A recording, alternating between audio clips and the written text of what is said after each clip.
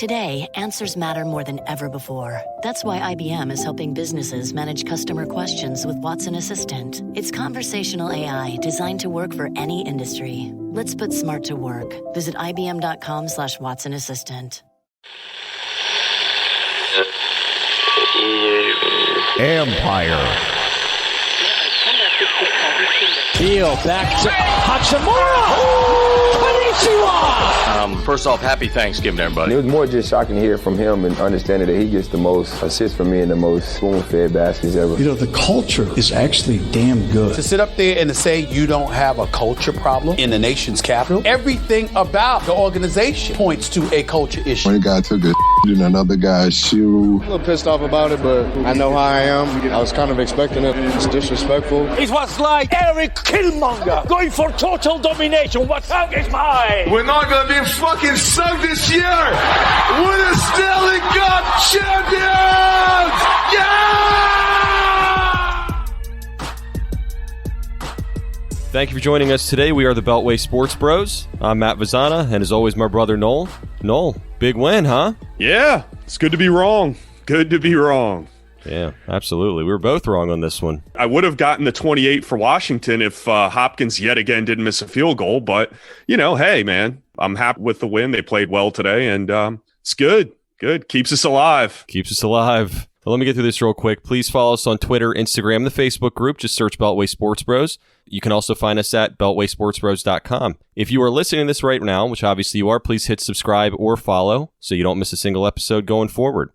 All right, let me do a quick recap of Washington's first win in 5 games, as I tend to do. On Washington's first possession, they put together an 11-play, 74-yard drive, ending with a turnover on downs at the Dallas 1-inch line. Kyle Allen got stopped on a QB sneak. Next drive, Andy Dalton gets strip-sacked by Landon Collins, and the ball bounced into the end zone. Dallas covered the ball, but Washington was able to get a safety out of it, making the score 2-0. After Dallas punted, Washington got another good drive together, going 7 plays, 63 yards, ending with a 12-yard run by Antonio Gibson, right through the teeth of the Dallas defense, making it 9-0 Washington. On the ensuing kickoff, Dallas returned a 66-yard return to the Washington 37. Dallas would end up kicking a field goal, making the score 9-3. After Dallas missed on a 4th-and-1 attempt, Washington scored with a 52-yard deep ball from Allen to Terry McLaurin for a touchdown, making the score 15-3 Washington. After a couple possessions by both teams, Washington put together a 10-play, 60-yard touchdown drive, ending with a 15-yard pass from Allen to Logan Thomas, 22-3 Washington. With really the only offense Dallas showed all game, they drove down to the Washington 12, but Andy Dalton threw an interception to Cole Holcomb at the 5 to end the first half. The second half didn't have much notable other than the one field goal and another badly missed 44-yard field goal by Hopkins. Also, something of note, Andy Dalton got literally knocked out of the game by John Bostic while trying to slide in the third on a really dirty hit on that one, but Washington wins easily with a final score of 25-3. And as crazy as it is, Noel, heading into the bye week at 2-5, Washington is now a half game back of the Eagles for first in the NFC East. They've got a lot to look forward to during that bye. A lot of tape to look at, a lot of things. Second half of the season coming up, and we'll see. Yeah. We will see. So some injury notes, notable ones here. Safety Landon Collins was carted off after a non-contact injury to his ankle. Didn't really look good. Also, right tackle Morgan Moses was dealing with a groin injury throughout the game. He left about halfway through the fourth. I mean, hopefully he's okay. Yeah, I think he's all right. I think he was kind of fighting through it the entire game. You could see him. He was struggling, and I think when the game was in hand, they just said to hell with it, man, and he had his last lick. He tried to go out there and scramble on one last play, and then they said, let's just shut it down. I think that was it. I think if the game was closer, he probably would have stayed in there, but he was getting beat up. I'm liking Morgan this year, you know? Yeah, no. He's really picked up his shit. He has. He absolutely has. And he's played some tough DNs this year in the first half. So I'll give it to him. I mean, I'm always hard on the guy, but I think he's played solid so far this season. He has. Probably the best on the offensive line so far. I mean, most consistent for sure, but... Sure. So, you know, after all that, big win. What are your thoughts on the game? If anybody listened to the preview show, they basically just checked all our boxes. They ran the ball great today. Like I said, the first thing out of my mouth on the preview show was run, and run some more. To be honest with you, I thought they could have run the ball even more than they did. But against this defense, you have to be successful running the football. Everybody else is. And they were very successful running the football. They ran the ball for 208 yards, eviscerated their previous rushing totals. They've only averaged 82 yards a game. They beat it in the first half. They beat it in the first 2 drives, Matt. They had 85 yards in the first 2 drives. Okay. So the writing was on the wall for this game. We were talking about chunk plays. And they were doing that. But when they got down to that goal line, man, and Allen fumbled it, I was like, here we go. Here we go. Like our grandparents used to say, cominciamo ora. All right, that's like, here we go again. But the defense held serve. They got the safety, and they trounced that momentum that Dallas potentially could have gotten, which is something that Washington doesn't normally do. I thought I was going to see a nice drive out of Dallas. They got the fumble, they got the safety, and that was huge, man. That really started the momentum going in the opposite way. Especially when they went offsides on that and got a little breathing room. I was like, you got I know. Right off the bat, the offsides, I'm like, here we go. 95-yard drive coming up. Yeah, right? So, yeah, it felt good. They did what they needed to do. They looked like they came in with a game plan. Allen played controlled. He made significant plays when he needed to. He didn't go outside of himself. That run on third down that he had was huge. And they played within themselves. This is the type of team that they need to be. And another thing that we said was, go to your skill guys. Go to the only guys that are really worth the shit on this team. And they went to those. Gibson, McLaurin, Logan Thomas. And they did those things. It looked like they really came in with a simple game plan against a shitty defense. Let's be real. Well, we've been begging for it for 5 weeks. Run and throw deep. Right. Be simple. Go back to the basics. Go back to a tried and true way of successful offenses in the NFL. You know, even if offenses have changed a little bit these days with passing to open up the run and that kind of thing, you still can run to open up the pass. Look at Tennessee, for instance. It's still a workable method of offense in the NFL. Right. You don't have to go down this road of gimmicky bullshit. Now, it's easy to stick to the run when it's working. And obviously, that's the game plan going in, which it didn't look like in prior weeks that was really the plan. This week, it looked like they were salivating at the thought of running the ball. But Turner, in his previous 5 weeks, they seem to try to run the ball at first. It doesn't work, and he abandons it. Right. So, well, I talked about that, and you said that before, but I think in a lot of times, again, both of these teams have been down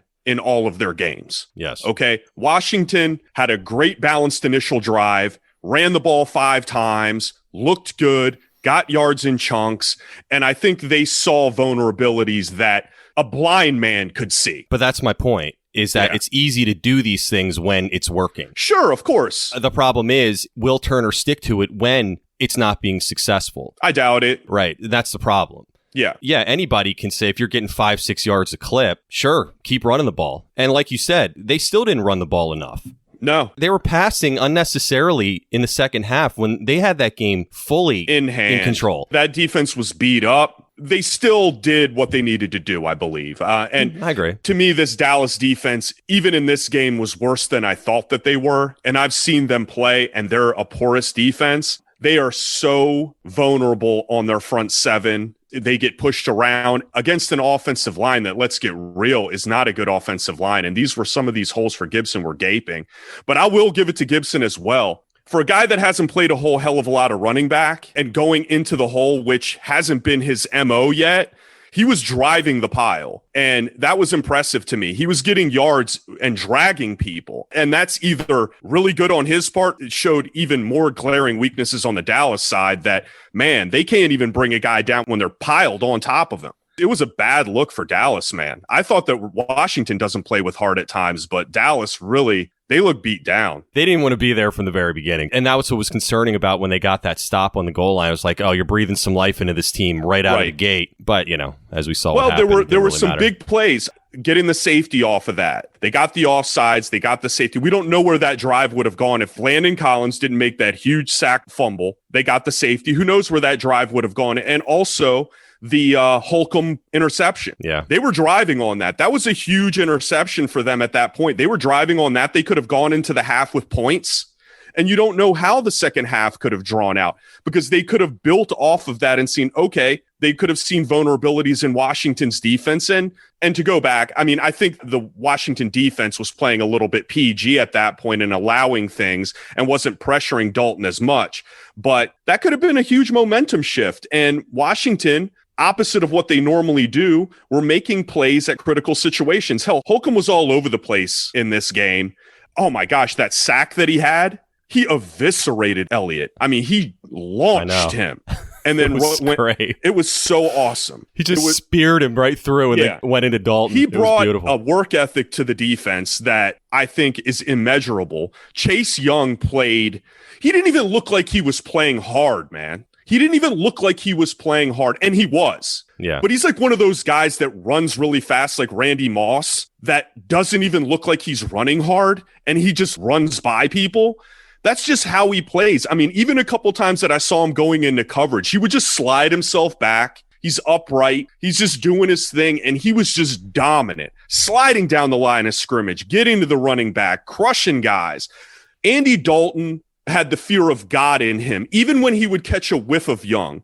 If anybody watches those particular plays, he was throwing that ball away, man. I'm not having any part of this. I just like Young because even if that's not necessarily his assignment and he's getting double teamed, he'll get off that block and in a flash, even run across the field and go get the running back. He plays within the game, but it's not like a thing where, oh, that's not my assignment. I'm going to sit here and stick with these two guys that are in front of me. He blasts off of them and uses his speed to do what he needs to do. Right. A guy like Ryan Kerrigan would sit there and look around and this is my assignment, like a cyborg. I got stuck up on this. I got held up. So they went to the other side. Well, hope somebody gets him. Yeah. And he just has a motor. I mean, when plays happen, there was a draw that happened where they scampered upfield. He was the first one to get to the guy. He just does it all. He is worth his weight in gold on that side. And Dallas's offensive line had no answers. Hell, they didn't have answers for anyone. And that was what we went into it. This is an offensive line that is completely beat up, completely decimated.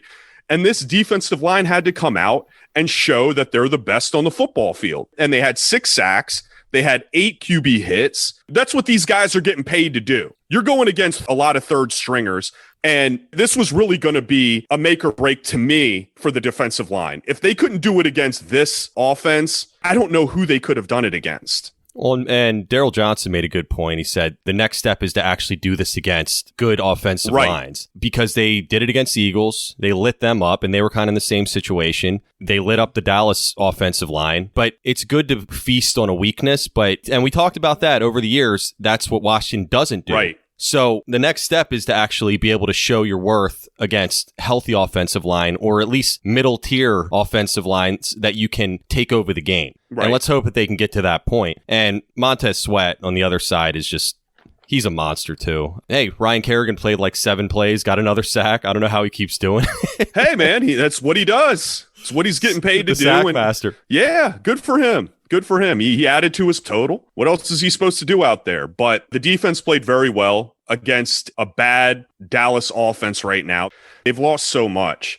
They still had some skilled spots. They defended it well. Dallas pieced together a couple of drives. I'll be honest. I don't even know who the fuck this Danucci guy is. But when he came in and he struck that ball to Amari Cooper, like, here we go. I was like, here we go. Here we fucking go. Andy Dalton couldn't throw a 3-yard dump before running around like a chicken with his head cut off. I will say this, though. CeeDee Lamb dropped some big balls that could have really extended some stuff. They made, with their own mistakes, look better than they actually were. Because there were some situations that they could have extended some drives. I think he dropped like 3 huge balls. Absolutely. That ball that he dropped over the middle, he was gone. Yeah, absolutely. Right between the safeties, right in his chest. He caught that ball, he was gone. There was nobody there. There was no doubt in my mind. And hey, everybody needs those type of plays to win games. Is there anything more craveable than the smell of McDonald's fries? If someone's hiding an order of fries, they're never hiding it well. It takes one whiff to trigger a fry craving that will only be satisfied the McDonald's way. So stand up if you would like to taste the smell of a McDonald's fry right now. Did you just stand? Because if you did, then you earned yourself a trip to the McDonald's drive-thru for your own steamy carton of crispy, golden goodness. Ba-da-ba-ba-ba. There's been teams that have lived off that shit. New England, Pittsburgh. I've never seen so many Pittsburgh fumbles that bounce right into a defender's hands and they return one for a touchdown. You need those type of plays. The key to this game was Washington stuck to their guns on what they wanted to do. And in situations where there could have been momentum changes, They cease and desisted those. Yeah. Those are two things that we have not seen out of Washington, definitely not this year and in years past. And the thirdly being putting your foot down on a weaker opponent's throat. They were very vulnerable. They were a lame gazelle, okay? And the Lion needs to go for that one. Yeah, and they tend to play down to their competition. Right. Yeah, it's a step in the right direction. It's nice to go into the bye week with a big win. They're 2-5, still still in the race. I'm still so pissed about the Giants game. Even more so now. Oh, my. Yeah. Unbelievable. Like, you could be 3-0 in the division right now. You'd have a nice cushion at the moment if you would have just done the right thing. Right. I'm not saying 100% they would have won that game, but in all probability they would have. And the Giants would have been completely out of it. No chance. Now you got to go and play the Giants again. I mean, I think that they should beat them coming off of a bye, but who the hell knows? Right. Why? I mean, the Giants gave away the game against the Eagles. They did. And we talked about it after they lost the game to the Giants, that this game wouldn't have had to have been a must win. It was more of a cherry on top. So now you potentially could have been, like you said, 3-0 in the division, 3-4, and really in the driver's seat. And then you definitely had some margin for error. Even if they came out of the bye stale and lost to a Giants team that had to win the game, you were still 3-1 in the division and had the head-to-head against Dallas and the Eagles. Well, the Giants, if they would have lost that game, they would have been dead on arrival. Right. Especially if they lost the Eagles. If things would have matched up the same way, they had no reason to play a game at that point. So, well, they would have just been playing to get a victory is what I'm saying. But now they actually have something to play for the division. They're still involved. If Washington beat them there, it's a wrap for them. Well, shit. Even if Giants had lost that game, the shitty division that this is, everybody would have still kind of been in it. You win a couple games in a row, talk about driver's seat. Oh, I know. So the division's up for grabs. They got the win that they needed to. Dallas is reeling. The Eagles, even though they beat the Giants, they're reeling as well. Hopefully they don't catch momentum after coming back on the Giants game. But shit, the two wins that the Eagles have are off last-minute comebacks at the skin of their ass. Yeah, if Kyle Shanahan would have actually just kicked that ball deep on that Sunday night game, what a fucking idiot. We've talked about this before with this division. It's a race to the bottom. It's not honorable. It's just how the NFL is set up. But like you said, if a team can put together 3-4 wins in a row, you're probably going to win the division here. Why not us, Noel? Well, Why I will not us? say, in this game, they did what they needed to do. They showed what they needed to show. Kyle Allen played well, like I said, so they can build off of this. Now, it's just a matter of how they decide to build off of it, and they decide to actually utilize the positives that they took from this game. And when they go against a better opponent, whether they still stick to their guns and use those advantages, or they just say hell with it and try to get cute again and start trying to figure out ways to throw screens and change of pace bullshit and Kyle Allen doing things that he's not built to do. So we'll see moving forward. They have a week off. I think it's a good week for them to have a bye. Well, I will say that Antonio Gibson, that big run in the first drive, I believe, with a 40-yard run, that was a very well-designed play. A lot of movement. He got the ball and just took off. I mean, that's the kind of shit you need. If you want to get cute with stuff, do that. Right. But I wanted to say this, though. It was good to hear that the announcers, Daryl Johnson and the other idiot, they've announced 3 of Washington's games so far, and they said that Rivera seemed in better spirits. He's got his last chemotherapy treatment on Monday. And I don't know if I've really heard anybody talk about this, but I did a little research on it's called chemo brain. And obviously Rivera has kind of seized the light at the end of the tunnel here, and maybe he's not as pissy about things. But you look at the symptoms, I was looking at this from the American Cancer Society, and there's some very eerily similar things that he's going through. And like we talked about before, I've paid attention to what Carolina's done, and he's never been so erratic with his... Well, no, he hasn't. I'm saying during his press conferences and things like that. I'm not making excuses for him, but it is a legitimate thing. No, I'm not saying that. Saying that. And if it were just... No, I was going to say a couple of the bullet points here, forgetting things that you usually have no trouble remembering, memory lapses, trouble concentrating, trouble remembering details like names, dates, sometimes larger events, trouble multitasking, trouble remembering common words. If you listen to his press conferences, how much is he stuttering? I'm sure that, and I'm not defending his decision making, but I've never been through chemotherapy before, and I can imagine it can't be an easy situation to go through. I'm totally blindsided on this topic, so bear with me, everyone. All I was saying was you're going into the bye week. He's no longer going to have this chemotherapy. Last one's on Monday, hopefully. And maybe there's, something here that you can kind of get back to normal, even if he's not. What did he do that's not normal to you, besides be erratic in the press conferences? During game time situations, if everybody goes back and looks at his track record, he has a Riverboat Ron name for a fucking reason, okay? The guy is erratic on his play calls. He talks about playing from the gut. He is a gut poker player. He doesn't play like the geek guys that fucking play online and play analytics. The guy doesn't know analytic football. He doesn't know game management. He was a linebacker, for God's sakes. He's a defensive coordinator. He wasn't meant to do time management and play calling in certain situations. He's always been that way. That's been his primary criticism. Now, I understand what you're saying, that maybe we'll get back to some normalcy as far as him because he's done with his cancer treatment. But his shit on his game management ain't going to change, Matt. He might be better. He might be better in his press conferences and be more available as far as criticism goes because he's might have more of a less fuck off mentality. But his game, don't think that all of a sudden he's going to have this light bulb that goes off. No, that's not what I'm saying. I agree. He has those things from the past that he makes questionable decisions, like what he did against the Giants. That's kind of the norm for him. I'm just saying that we may have some, like you said, normalcy coming back. We just won a big game, going on to the bye, got a relatively easy next few games coming up. I mean, I'm sure they think the same thing about Washington, that they're playing, oh, great, we get to play Washington. That's a win on the schedule. But I hope this means, kind of with all the craziness with Haskins and everything that he's been doing the last few weeks, maybe hopefully they can move in the right direction now. That's all. I'm trying to see some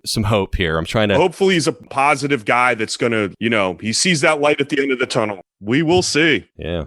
Absolutely. That's going to do it for this episode. We're on all major podcast platforms. Please rate, review, and subscribe. If you like this show, please share it on social media. Again, please follow us on Instagram, Twitter, and the Facebook group, and also our website, beltwaysportsbros.com. Again, if you haven't listened, I'm on the Believe in Wizards podcast. It was on Thursday with Larry Hughes and Matt Moderno. So if you haven't listened to it, go check it out. Thanks for joining us, and we will see you on Wednesday.